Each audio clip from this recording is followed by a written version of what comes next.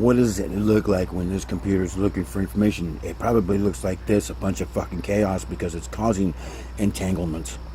It's causing entanglements with more than one parallel universe, and it's screwing things up, and it's taking our consciousness for a ride. And I think we need to put a stop to it. If you don't think so, you look yourself and watch how deep you can get into the scientific side of this awakening, or Mandela effect, or if you want to call it that. I call it quantum effect myself. But if you don't think that's what's happening, you look for yourself. I've done it for 2 years, and my only conclusion is that we are living in a simulation, and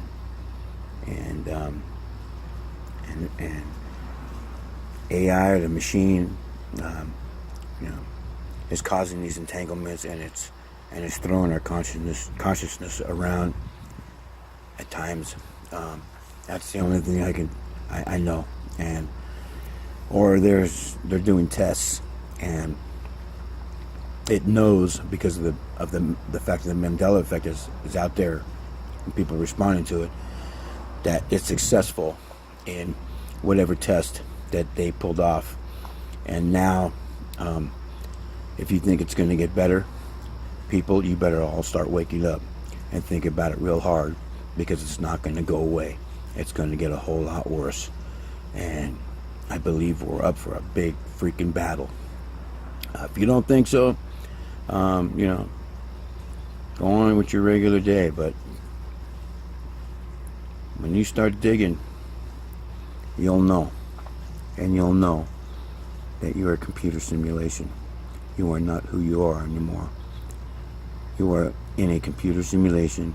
Believe me, when y'all, if this is just happening to you and you're just waking up, you're gonna be looking at a lot. And might as well not even waste your time. Just know that it happened, and know that there's a computer system that is using you as where it's getting its information from, as well as other parallel universes. And these computers I'm talking about, they are alive, they have consciousness, and they know what our mind frequencies are, and they can tap into it. It's hard to imagine, but looking at what's been happening and all the changes and how fast everything's changing, and all the research that I've done, the only conclusion that I come up with is the quantum computer is causing entanglements, and it's causing, I believe, people's consciousnesses and putting them into parallel universes. And I think it's happening all the time. I mean, not as often as people think, but it is happening all the time. And like every time somebody says that there's a shift, I believe that that's what's taking place. I think the quantum computer is looking for memory. It's looking for not necessarily memory, but maybe information. And the reason why it doesn't hit everybody is because the information that it's asked, maybe only a selected few people know about what that information was or whatever it is, and it seeks out our brain frequencies, and it'll absorb the information out of us and other parallel universes that are like us. They're doing the same thing, and then it analyzes what all the answers that it's got, and it gives you the correct answer from those parallel. That's the only thing I can think of, that this machine, how it works. They also tell you that this machine is alive. So I'm wondering what it's using as like a memory source itself. Is it DNA? Is it that black goo that they found like on Earth? That it's attracted to itself. It knows when you separate it from itself. It knows. It has memory. What kind of memory? who knows what that's capable of. Even DNA. DNA to me sounds far more realistic than anything. Even that black goo, that could be a possibility too. You know, it's just I haven't researched the two hand in hand yet, but what I've looked into so far, it's already been done.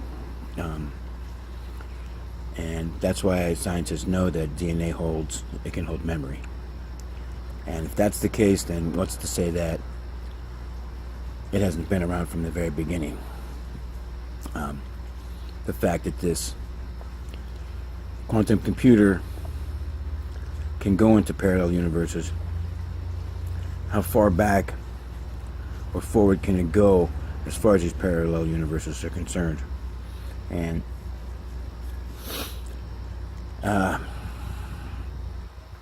yeah, and I truly believe that it's causing these quantum entanglements because it can do that. And I think our consciousness is getting bumped around, and that's why a lot of people don't recognize the place that we're on. Like, check this out. I personally think that I came from normal Earth, the regular, like free will, how do you want to put it? Oh man, it was just a lot better place for me. I don't know, it felt more alive than this place here. You are who you are, but your brain is getting fried by this D-Wave computer. Whatever. There was never a Berenstain Bear in my world, ever. Real Mandela effect that I 100% stand behind. And it's because I have a very specific memory of asking my grandmother when I was like 5, 6, 7 years old, why Berenstain was Stein, because I had just learned the grammar rule, I before E except after C. And there was no C, so I didn't understand why it wasn't IEN, it was EIN. And she explained and whatever, and so, I don't know. Whole bunch of mirroring going on. Anyway, the point is, this nurse, this registered nurse, she's showing the anatomy of the human head. And in your head, she says that there's bones that are behind your eyes. I was at a doctor about 10 years ago. No kidding. And the doctor told me that when they shine the light in your eyes and they're like, follow the light, and they move your eyes around and they look in your eyes, that the reason they do that is because it makes your pupils react, so they know how your nerves are connecting to your brain, because if your pupils don't react, that's a neurological thing. But when your pupils react, it lets them know that your brain-eye connection is good. And also that when they look into the pupils of your eyes, they can literally see the front of your brain. He told me that. And I thought that was really cool. I thought that was really neat. And I've actually told people that since. Apparently now there's a bone structure that exists behind your eyes, and you would not be able to see the front of the brain through the pupil.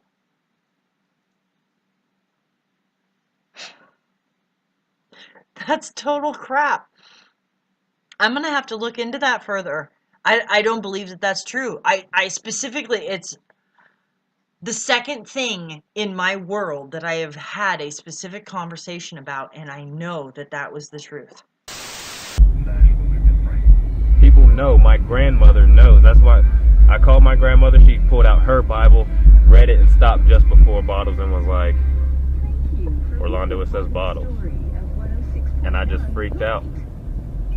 You know, and she told me, she reminded me, you know, she was like, don't get excited. It's like, yeah, I can't be anxious. I have to remember not to be anxious. And so yesterday was a really crazy day for me. And I explained it to a couple of my friends. I've been going through some stuff. Yesterday, I found out that for sure the words in the Bible have changed. And it says, nor would a man put new wine into old wineskins, right? It's always been wineskins, and it just is wineskins, right? Well, it's bottles now. The words in the Bible literally changed. It doesn't say wineskins anymore, it says bottles. But this is only in the King James Version, you guys. It's not in any of the other Bibles. I have my mother's Bible with me right now. It's just been the craziest past 2 days. I actually found out the night before. But anyway, the literal words in the Bible have changed. Things have changed. The Bernstein Bears, I don't know exactly how to say it right. It was Bernstein, Bernstein Bears. Every copy of the book, every copy, if you own copies, go look at them right now. They are Bernstein, Bernstein Bears. The one that got me was Forrest Gump. Alright, I think the Mandela effect is complete BS. So the one that got me was Forrest Gump. I was watching it, and life is like a box of chocolates is now life was like a box of chocolates. It doesn't even make sense. It doesn't even make sense, right? Life was like, how was it like a box of chocolates? And you never knew what you were going to get, but now you do know what you're going to get, I guess? I don't know. So, it's been a crazy past couple days, you know. The crazy part is the Mandela effect illusion. I have a feeling that they're going to try to use this as a way for people not to believe in the Lord. I'm on my way to church. I was actually supposed to be at work today, right? Last night, I started praying around 6 o'clock in the afternoon. Stuff was really deep. I really needed prayer. So I started praying earnestly. And the next thing I knew, I was waking up, so I had fallen asleep. The next thing I knew, it was like 11 o'clock at night, and I had to work this morning. My roommate calls me into his room. He wants to talk more about what we talked about earlier, I guess. And so that's what had happened. I ended up staying up kind of late. And of course, I started praying earnestly as soon as I got some free time.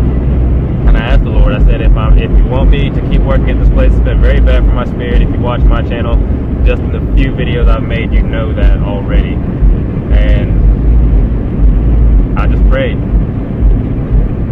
You know, if you want me there, let me get up on time and everything will be okay. I'll go to work and everything. If not, let me wake up late.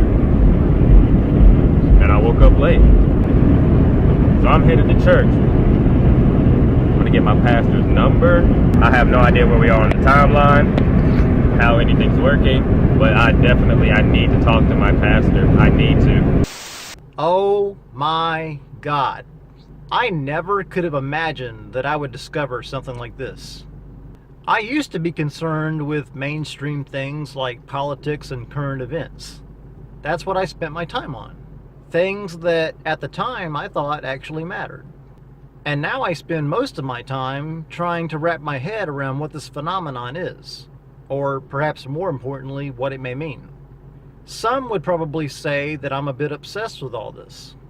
No, obsessed is what I was for like the first 2 weeks after I discovered this phenomenon. Because for those first 2 weeks, my life basically consisted of looking at every single YouTube video that I could find about the Mandela effect. Yeah, I won't lie, it was kind of crazy there for a while.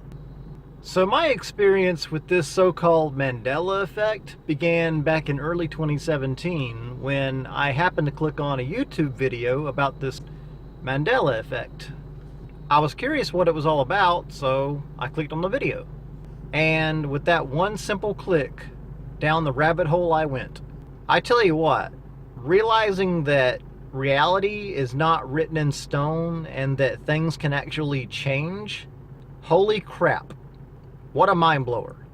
I will say that I've learned to not really bring this up around family, friends, or basically anyone at all because it usually just ends up causing trouble.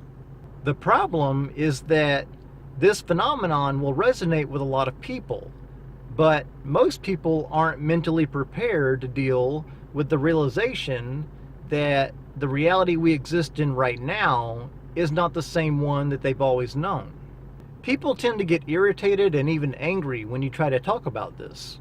It's called cognitive dissonance, when someone is presented with information or evidence that challenges or contradicts firmly held views or beliefs that they have.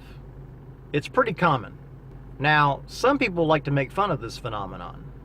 I guess they think it's stupid or ridiculous or whatever, which I do kind of understand to a certain degree. I mean, when you're talking about reality changing, it does sound kind of crazy. I mean, part of the problem here is that we're all sort of indoctrinated into this shared view of what reality is and how it's supposed to work. And reality doesn't just change. That's crazy. Or at least that's what our perceived view of reality has led us to believe. And yet, this is what I and others have been dealing with. A reality that is seemingly shifting and changing all the time. Now, I know some people are watching this video and thinking, wow, I don't know what this guy is smoking, but I want some. Yeah, I know. What I'm talking about sounds like an episode of The Twilight Zone. We are faced with a phenomenon that we're not currently able to rationally explain. Now, that doesn't mean that there is not a rational scientific explanation for it. It just means that we don't currently know what that is. Now, maybe it has something to do with parallel universes, quantum mechanics. I don't know. Maybe we're living in a simulation. That's another very valid possibility. Now, the popular mainstream explanation for this phenomenon is something that psychiatrists refer to as confabulation, or in a nutshell, false memories. Well, with all due respect to the experts, screw that. We're not confabulating, we're not misremembering. We're just experiencing a phenomenon that we don't yet fully understand. It's almost like something took over their thought process when we were talking about anything around the Mandela effect. And it makes me question why. It definitely makes me think deeper about this phenomenon, the Mandela effect. You know, it's definitely happening. You know, I've known that since day one. I don't know exactly how it's happening, but it is happening. But now I'm starting to question a little bit more why those around us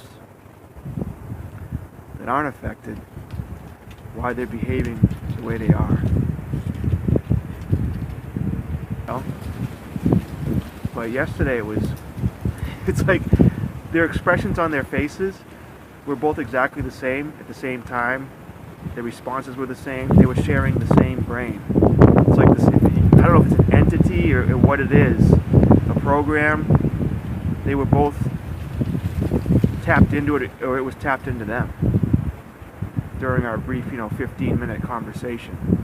And it only was around the Mandela effect. It was like when we started talking about other stuff, they seemed to just, it's almost like their shoulders dropped and they became more relaxed, and I could feel the difference, and they weren't responding in unison, and their facial expressions were different, and they were like their own individual beings then. But those several times I talked about Seals and Croft and two other Mandela effects that I brought up as just examples. They didn't remember them. They just remembered it the way it was in this reality, so I didn't push it. But those 3 times I brought those things up, their whole physiology changed instantly together. It's almost like they were finishing my thought. They were just interjecting with, it was weird. It was strange. So I just got thinking more about it last night and how out of character they were behaving around that topic when it happened, the Mandela effect. It just makes me question why. Because I was thinking last night, I went to bed, I just started thinking about it. I couldn't stop thinking about it. The fact that it's almost like everything around the Mandela effect topic, I brought up 3 things: the Seals and Croft, two other Mandela effects. It was like they were sharing the same brain, but only around those topics, because they were answering in unison and quickly. And it was almost like they were right on the verge of getting angry, quickly too. It was very unusual. It was really strange. Like they were getting ready to defend fiercely their beliefs, even before I was even really questioning very hard what they believed in. You know, I would just say, "Oh, that's what I remember too. Are you sure?" Oh, no. And they started just kind of jumping at me. So I just had some time to think about what happened. And it just strikes me strange, you know? Why? Why are these people around us that don't see the effects? Why are they behaving like this? Not only do they not see the effects, but they get angry. They get defensive. Quickly. Not like it's just, you know, if you started pushing them, it's not like that. It's almost like they're pre-programmed to know you're going to fight them on it, so they start the fight quickly. Like something behind their, or in their consciousness, or programming their consciousness, is right there, ready, knowing exactly what you're about to say and ready to counter. It was kind of like a tell to me, like a giveaway, that there's something stepped in and took over. That's what I felt yesterday anyways when I was talking to those guys. Because the way they answered in unison, like a shared brain, and the fact that they were quick to fight and be defensive, they just had that stance. I could feel their tension. Like they didn't really want to go there, but they were ready to go there. I didn't go there with it because I've noticed, you know, people in the past, when I do start to question, are you sure, you know, are you sure it's going to, they really get angry quickly. You know. Something bigger going on here, guys, obviously. I mean, we know the Mandela effect is happening. Definitely questioning, you know, after yesterday's encounter with those two guys, why are people behaving this way, and how is it either benefiting us or hurting us? And I don't feel it's really benefiting us, obviously, because if they were in agreement with what we said, or understanding at least, there wouldn't be that friction between us. We'd be in harmony.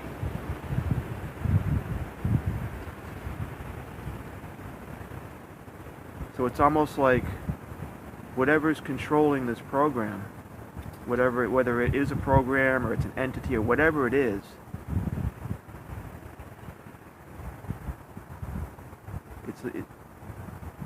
it's like it's in direct opposition to who we are, you know, our being.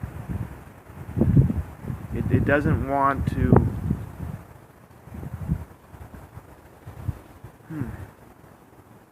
because if it wanted to trick us, let's say,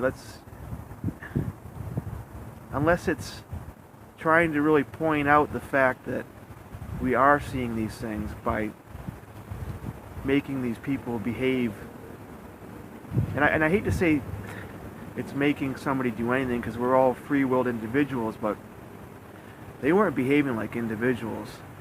They were behaving like what I would call a hive mind. That's it, a hive mind.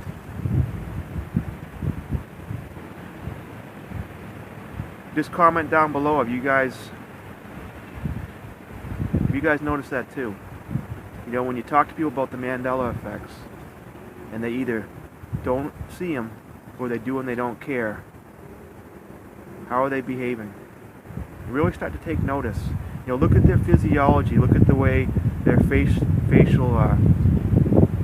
expressions change, their shoulders rise or drop, their breathing changes. Notice all these things. And notice how it changes around when you're talking about the Mandela effect, even if you haven't even mentioned the Mandela effect, even if they don't even know what the Mandela effect is.